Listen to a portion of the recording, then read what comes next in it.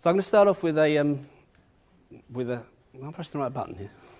Yeah, it's the right hand one, it's just a bit slow. That's it, got it. A cautionary tale. Because I don't want you to end up like poor old John, is it John? I can't remember now. It's Hilaire Belloc in The Lion. And get eaten. So when I started out doing coaching, one of the first companies I worked with was actually a graphic design agency that did a bit of web design.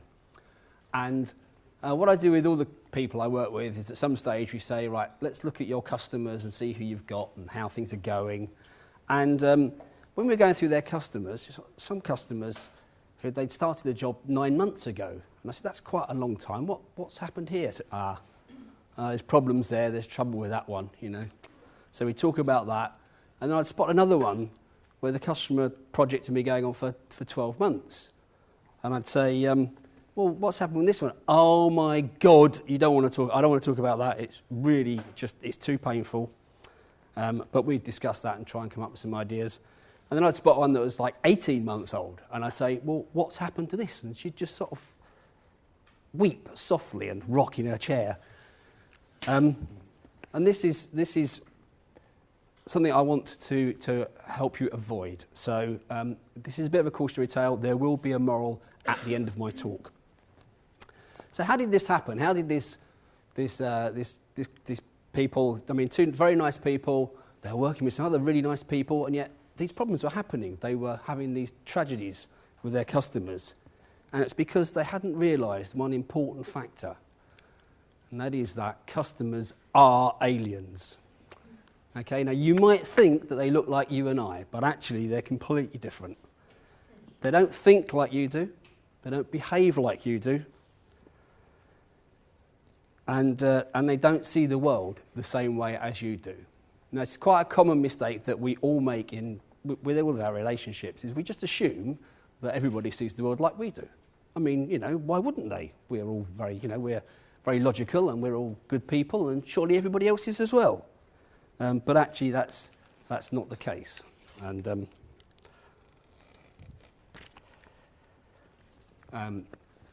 we have to recognise this, particularly when we're dealing with customers. So a couple of other things about customers that are worth pointing out as well. Now, as I said, they do look like you and I. They look like humans. They look like they've got ears. But they don't, in fact, listen. It's very important to bear in mind. So another story about a graphic artist, graphic designer, who was working with a client building a website, and had said, right, I'll build the website, I'll do all the wireframes, and you get with me all the pictures and the content that you want. And then several weeks later, they deliver the website and say, right, now all I want from you are the pictures and the content, the words, and then you can have your website. You didn't say anything about pictures and words. No, I told you at the beginning I'd need the pictures and words because it's your business, it's your company. I don't know about your company. I need you to tell me, information to put in. No, you never said that. This conversation went on for a while. Eventually, the client said, no, I told you I wanted a website, and you said you'd do me a website. And had completely ignored the fact that, obviously, they would have to provide the pictures and the words to go in it. Another small point is that they don't actually speak the same language as you. It might seem like they do, but they won't understand a word you're saying. Obviously, they're not briefed in all the technicalities of your particular subject, but they will often nod and say yes when you say something to them. So remember, even when you're dealing with people who are supposedly professional, that they may not have entirely understood everything that you've said. Now, I was going to say, I think one of the points I'm trying to make here is that sometimes you're dealing with an uninformed client, and it's important that you recognise that, someone who doesn't really understand what's going on. But sometimes you can think you're dealing with somebody who should know, and actually they won't really understand either. And one of the important things to remember about clients is they do sometimes tell lies. Even the nice ones will tell the odd porky now and then if they've forgotten to do something. But sometimes clients have been known to tell rather more dramatic porkies. And this is, of course, putting you in a situation of some danger. So if you don't recognise that you're dealing with an alien, then you're going to have, bad communication. It's all going to go a bit pear-shaped, and it's going to end up with the relationship between you and your prospective customer breaking down. And that's not a good place to be. But more importantly for you, it means this. It means that all your projects are going to get delayed. And that's going to push out your other clients. It's going to push out your ability to plan your work. It may even push out your ability to go on holiday. It's going to cause you huge amounts of stress. To the extent I've seen people, if a certain customer phones up, they immediately start to have palpitations and their palms start sweating, and sometimes they'll even crawl under the desk and curl up. And worst of all is, you won't get paid. If there's disputes going on, if there's delays going on, payments get delayed, which might also stop your holiday, or they just don't happen. So, there's a problem here. You, the aliens, what's going to happen? Who's going to deal with it? Well, you are, because you're the expert in this situation, and you're the one with the most to lose. If the relationship with the customer goes wrong, then you're going to lose time and money, you're going to lose that customer, it's going to damage your reputation, and it could possibly endanger your sanity. So, let's look at some of the steps we can take to try and stop this. Like I said, it's your responsibility. It's up to you to educate your client in what you're doing and what's happening. There's two big reasons for this, one of which is actually it's a good way to train them for the next time, because you want to do a good job and you want them to come back. And Tamsin was saying earlier about the value of customers who are regular and repeatedly buy. So if you can get them into understanding how it works, that's great. It's also good to make them aware of the work that's involved. So one of the problems that you often have when you're working with people is it takes days or weeks to do something. But if they've never done it themselves, if they don't really know how it works, they'll think it's just easy. I mean, surely you can do a picture in a couple of days, can't you? Or, knock up a quick sculpture over here, whilst you're doing the ironing or something. So it's important to educate them in what you're doing and make them aware of what you're doing. Communication is really important. It's always important in relationships, as you will know in your personal relationships. In a professional relationship, it's something you have to take responsibility for. So don't wait for the customer to get in touch with you. Quite often, when I'm talking to people and they say they've got a problem with a customer, they'll say, oh, well, I'm just waiting for them to get back to me. They haven't made their mind up. Well, you can wait a long time for a customer to get back to you, because it's what you're doing with them won't be their number one priority very often. So you should take the responsibility, get in touch, and get in touch often.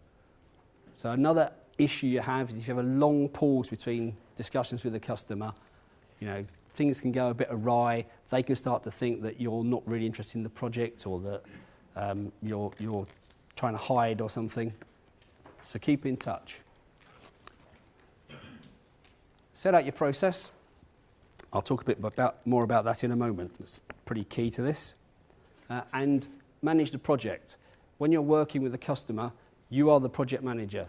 So it's something you have to either get really, really good at, because it will make your life a lot easier, and it'll make it a lot easier to communicate with the customer.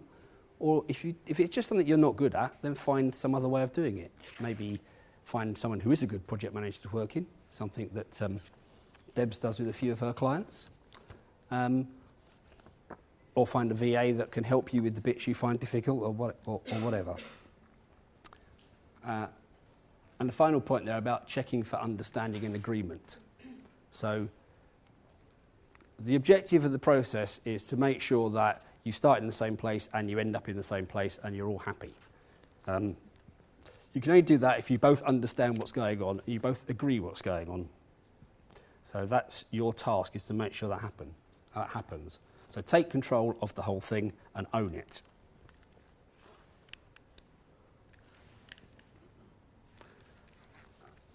Now, the process was in the middle of that list because it is really quite core to this. I'm not going to prescribe to you a particular process. It depends on how you work, what type of work you're doing, but you need to be clear in your own mind exactly what the steps are that you go through when you're working with somebody. And if you haven't worked with enough people to figure it out, then just put down what you think is your ideal process and work from that. Because what you're trying to do is give you and the customer the best chance of getting the best outcome, which is a successful project. It also protects both sides, both you and your client, because it's going to help you stop those misunderstandings. The thing about the process is that you should always have the same steps with every single client. It doesn't matter how big they are, how small they are, how short or long the project, always go through the steps. But the way you do it can vary. So sometimes, if you're dealing with a big agency, it might be quite formal, structured, you might have big contracts possibly, scheduled minuted meetings and all that sort of stuff. But if you're working with a smaller, a one-man band or whatever, then maybe it's something you can do with emails and phone calls and short documents. You can vary that side of it, but always make sure you go through the steps. And let's look at what some of those steps could be. So you always have to start off with a brief. I've too often heard people say they have a chat with someone and they sort of know what's going to be done, and then they go off and do it, and when they come back later on, the client says, well, that isn't what I wanted at all. So it's the first step. You have to do it, and you have to make sure it's agreed. So again, whether you do that, in some cases you can send someone a formal brief document or something that they can fill in and come back to you, and then you have a conversation. But you may be dealing with people, again, who are just not used to that process, actually can't answer the questions on there anyway. So in that case, you might be better sitting down and having an interview with them, drawing the information out of them, and collating it into an email and then getting them to agree it. Sometimes you have clients who will just send you loads of different things, or I like this picture, and I like that colour over here, and here's a cat, I want that on my website, that sort of thing. And you have to just get that all together. It's your job to make sure that you both know where you're starting from, because the objective is to get to the same place. And if you're not starting from the same place, that severely diminishes your chances of being successful. Always provide a clear schedule of your work and have a clear statement about what the price is. There's a few tricks here to make sure that it's not just that it's a useful thing that you're doing here. So if it's a bigger job that you're doing, think, are there ways you can break it up into different stages and have different deliverables? Now, that way you're not working for 6 months or 9 months without getting any money. You can get some payment at stages as the project goes along. The schedule is a good place also to point out the client's responsibilities. So in the example I gave earlier, with the client having to provide some pictures and some words about their business, that needs to go in the schedule, and you need to take the client through that and make them clear that if they don't deliver that information or that input at that particular time, then the rest of the project can't be completed on time. And one thing you can also add to that are time triggers. So you can say, at this point, this is when you provide your stuff. And if you don't provide it, 2 weeks later, I consider that stage is finished and I'm going to send you an invoice anyway. So it's a way of protecting you against them delaying. So if you're waiting for them and they decide they're going to go on holiday for a month, it's happened, you're not sitting around for that month. You can still invoice them and get some money in. And finally, transfer of ownership as well is another issue. You should never, ever pass over the final website or the piece of artwork or whatever you're doing, the rights to what you've given them, until they've paid you all the money. Because once they've got it, you'll never get the rest of the money. You should always have a contract, of course. And again, that's something you can flex. So you might want a big contract for a big client, but for a smaller client, a one page should be sufficient. It's a question of balancing the risk and the reward. So, if it's only a few £100, you don't want a big, heavy contract that's going to scare them off, because you're not actually risking a lot. You're probably unlikely to go and take them to the High Court for that sort of money. And deposits as well. It's always a good idea to get payment up front for some of the work before you start. Now, if you get a pushback on that from the client, you can always say, look, you wouldn't expect to pay the whole amount of money up front. That would be unreasonable. So you can't expect me to do the whole amount of work up front before I get my money, because that's not reasonable either.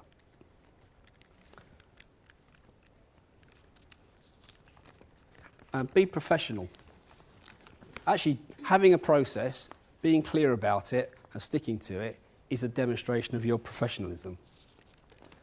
So I think you always have to apply your process, although, as I said, you can be flexible about how you do it.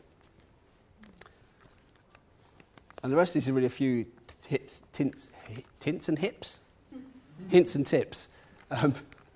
So assume nothing.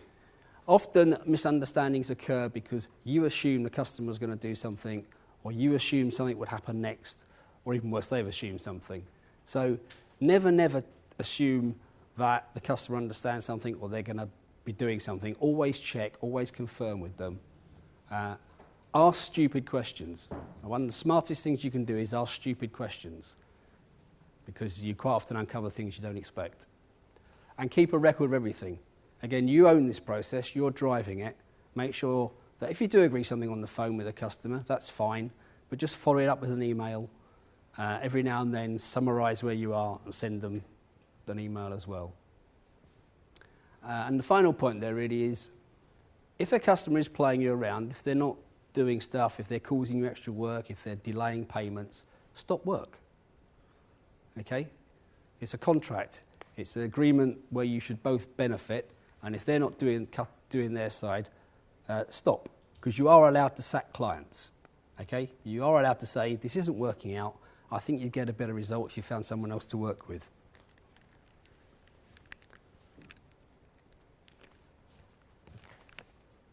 A few more things about customers. You have to ignore the siren voices of, oh, well, I won't bother with the process this time, it's only a little job. Or the customer might say, oh, come on, like we know each other, we're friends, we don't have to do all this paperwork stuff, do we? Never avoid your process. Particularly if you're dealing with friends and family, because there's even more scope for misunderstanding. I mean, you probably have arguments about what you have for dinner, so.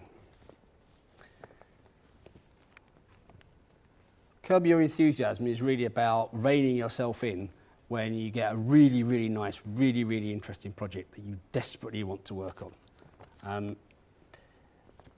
Stop yourself and get this in place first. Get the process, the contract in place first. It might be a bit tedious, it might be a bit painful, but once you've done that, then you can forget about it, and then you can really enjoy getting that project done and really deliver a best outcome for yourself and for the client. The next 2 points really about, again, avoiding those siren voices of, oh, it's only a little job, it doesn't really matter. Yeah, always bring your A game to every single client, because if you want to get the really best clients, then delivering your best has got to become a habit, and you should always do that. And never work for free. Okay, whatever the temptations, no matter what hard luck stories you get from people, never ever work for free. It's amazing how many people haven't got any money at all, but you can't get hold of them because they've gone to Glastonbury for the weekend.